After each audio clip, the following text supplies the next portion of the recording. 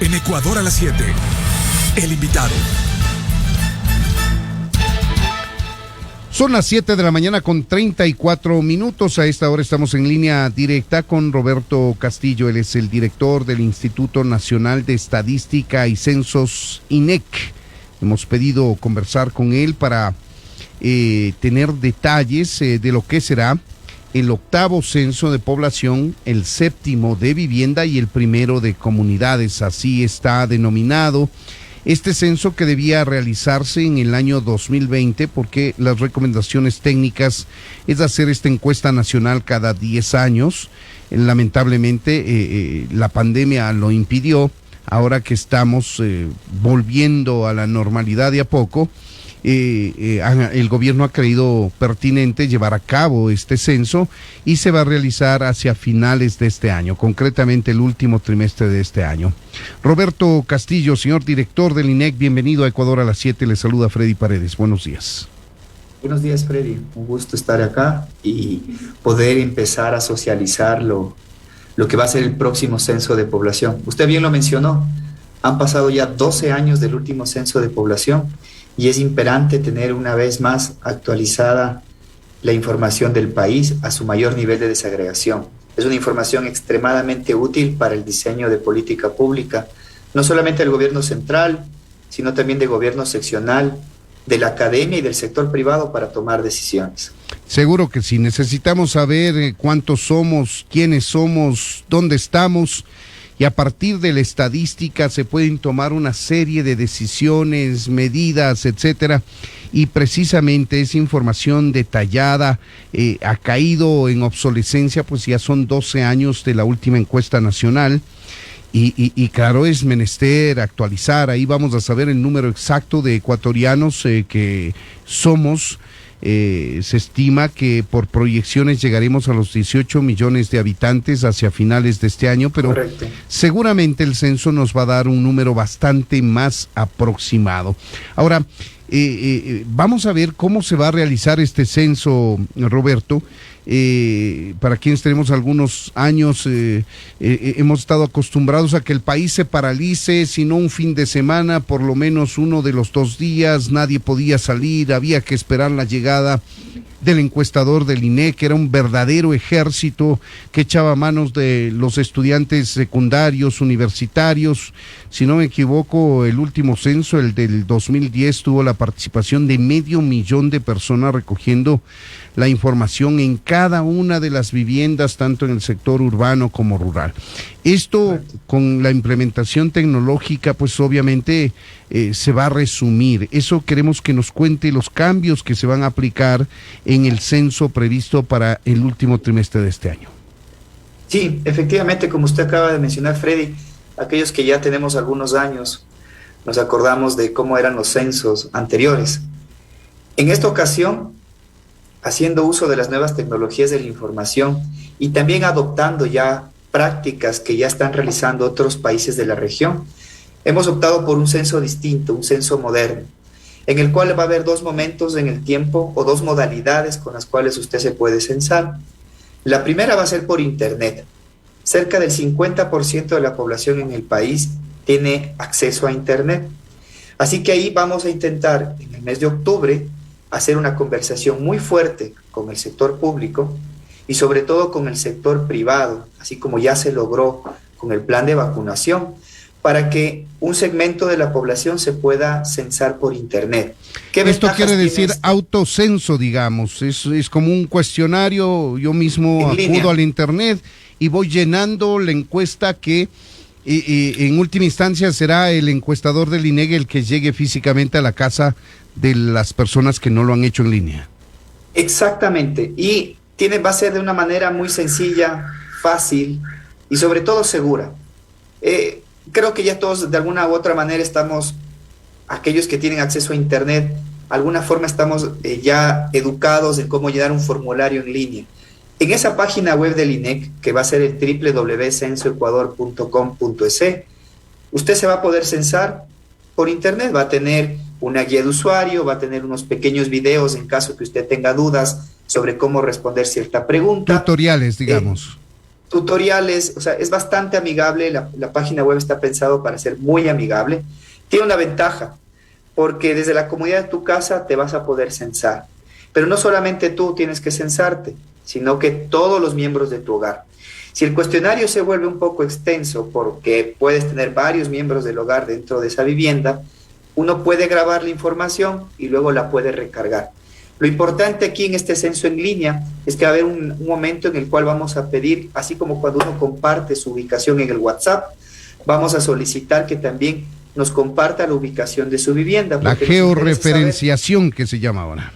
Exactamente, la georreferenciación. Y esta primera instancia que está pensado en el mes de octubre, de ayer que empezamos, hicimos el lanzamiento oficial con el señor presidente de la República como el embajador número 1 del censo de población. De aquí en adelante ya hemos empezado a tener reuniones específicas con el sector privado, con la Cámara de Comercio de Guayaquil, por ejemplo, con organizaciones de la sociedad civil, para que empiecen a motivar a la población a censarse por Internet. Ese es el primer momento del censo en esta ocasión. Permítame hacer ahí una pausa para pedirle una explicación. Ahí tenemos problemas de fidelidad, por ejemplo, de la información que se consigna. Es decir, cuando se capacita a los encuestadores del INEC, pues se les pide que se aseguren de que las respuestas sean lo más cercanas a la realidad, que se insista si es que no entienden la pregunta, etcétera. En este caso, que yo me voy a autocensar, va a ser lo primero que se me ocurre a mí que me están preguntando y voy a responder. ¿Cómo van a resolver ese tema de la confiabilidad de la encuesta? Una, y dos, el hecho de que más de un mismo miembro de una familia decida llenar el formulario, no se conversen y digan yo ya llené, pero yo también llené. ¿Cómo va a discriminarse la información en este caso? Bueno, sobre tu pregunta, sobre la comprensión de las preguntas, algo que es importante es que este cuestionario está diseñado para que toda la ciudadanía lo pueda comprender. Es decir, la construcción del formulario, que tiene cerca de 70 preguntas, ha pasado por grupos focales, por pruebas cognitivas, por pruebas piloto. La hemos construido con un conjunto amplio de usuarios especializados, con el acompañamiento de Naciones Unidas, y toda esta técnica detrás, al final hace que usted, Freddy, pueda, cuando lea la pregunta, va a saber o va a entender que es bastante sencillo poderla responder. Está pensado, de hecho, y diseñado de esa manera. Y en caso que usted tenga dudas, justamente va a haber botones en los cuales va a haber un pequeño video o una pequeña explicación para que usted pueda tener un poquito más de profundidad sobre la pregunta. ¿En cada pregunta, en cada tema o para toda la encuesta? Exacto, y va a haber videos de respaldo para que usted pueda, obviamente, indagar. Y en caso que tenga preguntas, también vamos a habilitar un call center para que usted pueda, obviamente, hacer las consultas de, oye, grabé la información, ¿qué hago después? O sea, todas esas dudas que se puedan surgir, las tenemos debidamente pensadas. Y obviamente, hoy, digamos, no estamos como, ya está abierto el censo en línea, eso no es así, pero va a haber una campaña de capacitación, de sensibilización del censo en línea bastante agresiva, bastante didáctica, para que este segmento de la población pueda censarse por Internet. ¿Cómo se va a evitar la duplicidad de información cuando el padre de familia y la madre de familia, cada uno por su lado, no estoy insinuando que no hablan, pero puede darse, o el hijo, la hija y el padre o la madre por su lado, pues toman para sí el llenar el cuestionario y de alguna manera se duplica la información? ¿Qué recaudo tiene el INEC para que esto no ocurra? Tenemos dos instancias y lo que usted acaba de mencionar pasa y les ha pasado a otros países de la región. Entonces estamos conscientes de estos casos que se pueden presentar. Gran parte se solventa con un tema de educación, de comunicación, y en un segundo momento nosotros también tenemos la capacidad de depurar dentro de nuestras bases de datos. Es decir, podemos encontrar personas duplicados que están dentro de la misma vivienda, se toman ciertas reglas de decisión y se eliminan algunos registros dado que esa persona está en la misma vivienda y pertenece al mismo hogar. Entonces son reglas que luego se las hace en escritorio. Pero, insisto, la primera parte, lo más importante es esto, la educación. Lo que vamos a promover es que este censo en línea lo hagan en la comodidad de la casa, lo hagan en un momento entre familia. Creo que es bonito, creo que es interesante que este censo sea un espacio en que la familia se una, que converse, porque va a haber temas para que la ciudadanía sepa. En estos censos se va a preguntar sobre las características de la vivienda, por ejemplo, el material del piso, la pared, el techo, conocer si el hogar tiene acceso a internet, si tiene agua potable, si tiene saneamiento seguro. Vamos a indagar también los niveles educativos de la población, si tienes discapacidad, en fin, son temas bastante sencillos, pero extremadamente importantes. Entonces, en esta comunicación y en esta estrategia dentro del hogar, lo que tratamos comunicacionalmente es de que la familia se reúna una noche, que conversen y llenen amigablemente este censo por internet. Tiene la ventaja además, Freddy, si usted se va dando cuenta, de que lo haces de en tu casa, lo haces de manera segura. Y sabemos que estos temas hay que cuidarlos, y por eso es que esta es la primera opción. Ahora, ¿qué pasa con aquellos que no tienen acceso a internet? O aquellas personas que por A o B circunstancia no alcanzaron a censarse por internet. La segunda etapa del censo de población viene con una encuesta presencial. Entonces, en el mes de octubre es el censo por internet o el censo en línea. Y luego del 7 de noviembre al 18 de diciembre vamos a desplegar un operativo de campo con cerca de 18,000 encuestadores, que va a ser un personal seleccionado de manera técnica, va a estar capacitado, va a llevar una tablet, va a estar debidamente uniformado y vamos a recorrer todo el país. Vamos a ir, obviamente, coordinando con cada barrio o con cada comunidad las fechas en que el censo va a pasar por su casa. ¿Y qué es lo que va a suceder allí? En vez de que usted tenga los que se hicieron, por ejemplo, aquellos que hicieron la encuesta por internet, lo único que les vamos a pedir es que impriman o que tengan a la mano un código QR o un número único que nos presentan cuando nosotros golpeemos la puerta, nos presentan ese código, el encuestador del INEC lo va a validar, va a decirle: señor Freddy Paredes, usted vive aquí con la señora, hipotéticamente, con una o dos personas más. Correcto. Buenos días y gracias por haber colaborado. Se acabó el censo registrando el formulario que ya fue llenado previamente. Exacto. Y es mucho más rápido y ya está. Y si usted no está en casa, también la comunicación va a ser que nos deje debajo de la puerta o en edificios, por ejemplo, o en condominios o en edificios de departamentos. Vamos a hablar literalmente con el administrador del conjunto para tener una comunicación anticipada y anunciar que el censo va a pasar por ese sector. Uh-huh. Entonces, esta es la otra etapa del censo. Sobre todo va a tener un fuerte impacto, obviamente, en la parte rural, donde sabemos que el acceso a internet es limitado y necesariamente vamos a necesitar pasar puerta por puerta. Algo importante de este segundo componente, Freddy, es que los 18,000 encuestadores que serán técnicamente seleccionados tienen y van a corresponder aleatoriamente a los 221 cantones del país. Es decir, vamos a contratar van a ser de la zona.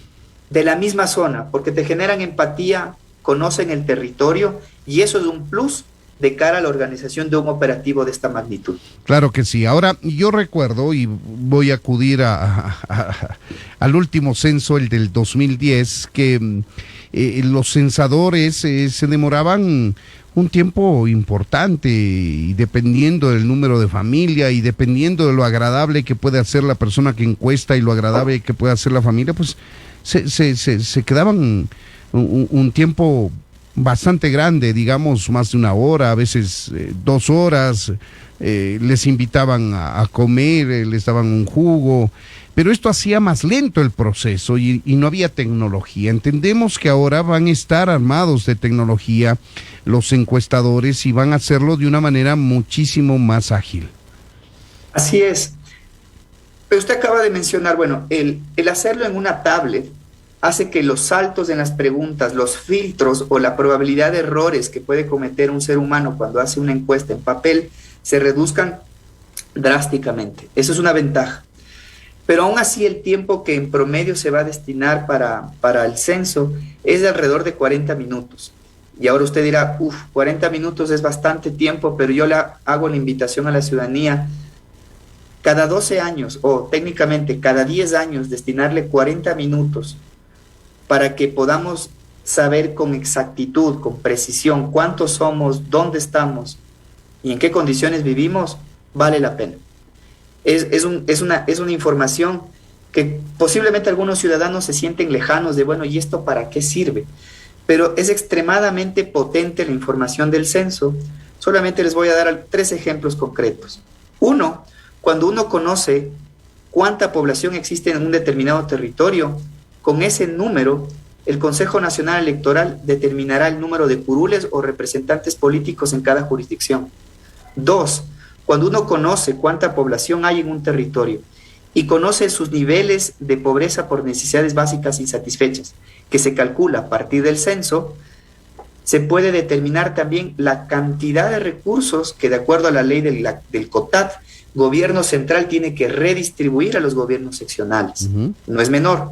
Y 3, para toda la política social y sobre todo ahora para el combate a la desnutrición crónica infantil, cuando uno sabe con precisión dónde están los niños, por ejemplo, el Ministerio de Salud Pública podría o va a profundizar o a mejorar sus políticas o la focalización de transferencias monetarias en el caso del Ministerio de Inclusión Económica y Social. Así que, si bien son 40 minutos, vale la pena hacerlo. Es un tiempo que en 10 años es marginal, y ese es el llamado a la ciudadanía, a colaborar al INEC y colaborar al país para poder tener un nuevo censo de población.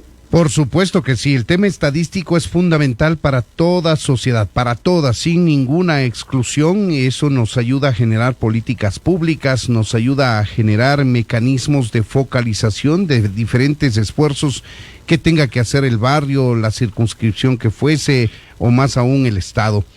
Son las 7 de la mañana con 51 minutos. Para quienes se incorporan a nuestra audiencia, estamos conversando con Roberto Castillo. Él es el director del Instituto Nacional de Estadística y Censo. Hablamos del nuevo censo de población, vivienda y comunidades que se va a practicar en nuestro país el último trimestre de este año, bajo 2 modalidades, una en línea y otra finalmente de manera presencial, con incorporación de tecnología que va a ser más fiable los datos y más rápido.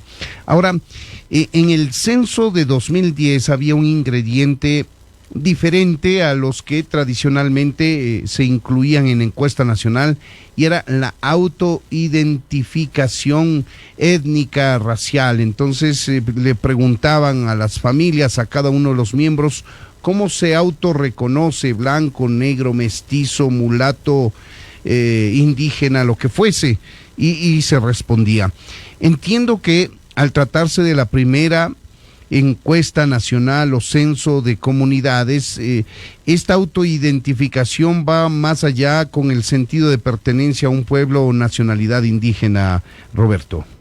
Sí, usted mencionó justamente, es el 8º de población, el 7º de vivienda. ¿Por qué esta diferencia? Para conocimiento, Freddy, y de las personas que nos escuchan, sucede que en 1950, que fue el primer censo de población, no se puso un formulario de vivienda. Entonces, por eso es que el primero de población fue en 1950, el segundo fue en 1962, pero el de 1962 también a su vez fue el primero de vivienda. Entonces hemos tenido censos en 1950. Ahí se desempató. Exacto. En el 62, en el 74, en el 82, en el 90, 2001, 2010 y ahora 2022. Vuelvo a su pregunta. Vamos a tener o vamos a seguir teniendo esta pregunta de la identificación étnica, pero vamos a mejorar la estrategia de comunicación.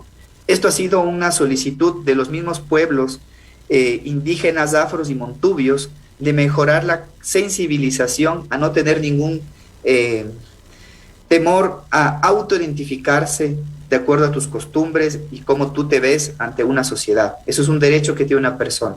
Pero algo importante en este censo, que va a ser el primero de comunidades, es que, dado que ya vamos a tener un despliegue, vamos a aprovechar esa logística para coordinar con cada representante de los pueblos indígenas, afros y montubios, y vamos a hacer un pequeño formulario de 15 a 20 preguntas al líder de la comunidad. De ahí vamos a indagar otras temáticas que son los derechos colectivos. Esas 15 o 20 preguntas son adicionales a la encuesta nacional que se le pasa a todos los ciudadanos.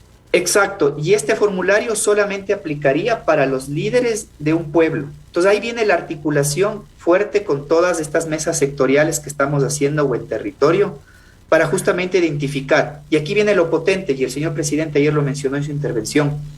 Una de las grandes solicitudes de los pueblos es que existe poca información sobre ellos. Más allá de la pregunta de autoidentificación, no existe información necesariamente de cómo ellos se comportan como colectivo.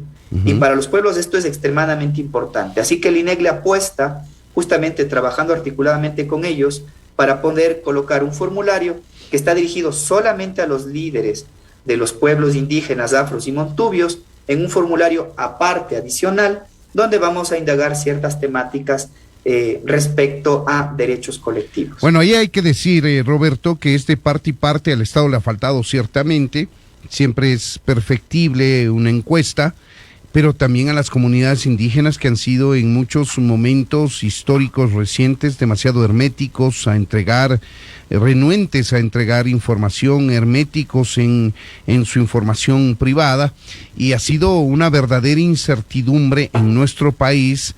Por ejemplo, conocer un número bastante cercano a la realidad de la población indígena que tenemos. No contamos con esa información, hay especulaciones, hay cálculos, hay proyecciones, pero no hay un número técnicamente conseguido, y esperemos que eso ocurra como resultado de este censo. Ahora, ofrecen resultados para mayo de 2023. ¿Por qué tan lejana la fecha para contar con cifras que son muy útiles para el país a todo nivel, cuando la información va a estar digitalizada? Se podía entender una demora muy grande cuando se reunían los formularios llenados manualmente y luego quizá se digitalizaba manualmente, pero ahora la información va a estar en línea.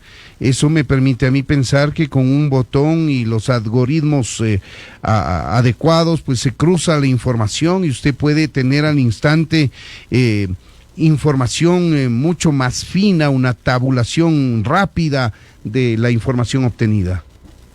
Sí, mira, con respecto a los tiempos, de hecho este censo en los otros años o en otros países casi toma unos 10 meses en promedio, posterior al cierre del empadronamiento. En nuestro caso, si el operativo termina en diciembre, vamos a tener 4 meses o máximo 5 meses donde vamos a procesar la información. Sabemos que nosotros estamos estimando, siendo optimistas, que cerca de un 25% de la población podríamos llegar a censar por internet, el censo en línea, y el otro 75% sería en papel, en el censo presencial. Uh-huh. Este otro censo, obviamente, si bien la información se genera en la tablet, luego en escritorio hay que hacer validaciones. Y sobre todo van con unas variables, que entre en el detalle, pero es importante ser muy transparente y técnicamente robusto en lo que voy a mencionar. Hay preguntas, por ejemplo, que indagamos cuál es la rama de actividad de la persona. Entonces, esas variables son son preguntas abiertas que luego con un algoritmo nosotros empezamos a hacer un clasificador. Son información que se tiene que depurar en escritorio. Y luego, a su vez, el ejemplo que usted mencionó de los casos duplicados, tenemos que tener criterios y consistencia demográfica. Esto es algo súper técnico, pero que los tiempos que nosotros estamos colocando de cara a la presentación son bastante buenos de acuerdo a la evidencia que tenemos en otros países de la región. Así que mayo 23 parece muy lejano, pero un operativo de esa magnitud que concluye en el mes de diciembre, tener en 5 meses ya resultados del censo de población es un avance. Ahora, en el tema de la presentación o de cara de la presentación de los resultados, vamos a también hacer algunas innovaciones.